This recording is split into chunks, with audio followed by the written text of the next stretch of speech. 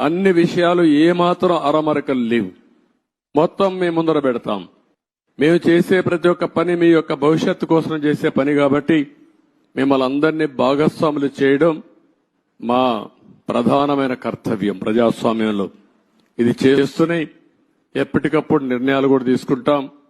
ఎవరైతే తప్పుడు పనులు చేసి కడాన కంకర కూడా దొంగిలించారో అలాంటి వాళ్ళని క్షమించడం కరెక్ట్ కాదు.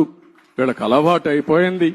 అవి చేయడంగానే కాకుండా మళ్లీ ఇక్కడ వాళ్ళ ఇష్ట ప్రకారం రౌడీజం చేయడం, అందరినీ బెదిరించడం, అడ్డం వస్తే కొట్టడం, ఇష్టానుసారంగా ప్రవర్తించడం అన్ని జరిగాయి. అవన్నీ కూడా ఏ మాత్రం కూడా ఎవ్వడి ఆటలు ఎక్కడ జాగవు, జరగనీయం. అవసరమైతే నిర్మోహమాటంగా అణిచివేస్తాం తప్ప ఇష్టానుసారంగా మేమేం చేసినా జరుగుతుంది. రౌడీజం చేస్తాం, రాజకీయాన్ని అడ్డం పెట్టుకుంటామంటే మాత్రం అది జరగనీయకుండా చేస్తారని చెప్పి కూడా మీ అందరికీ హామీ ఇస్తూ మరొక్కసారి అందరికి కూడా ఇక్కడుండే రైతాంగానికి మనస్ఫూర్తిగా నమస్కారాలు.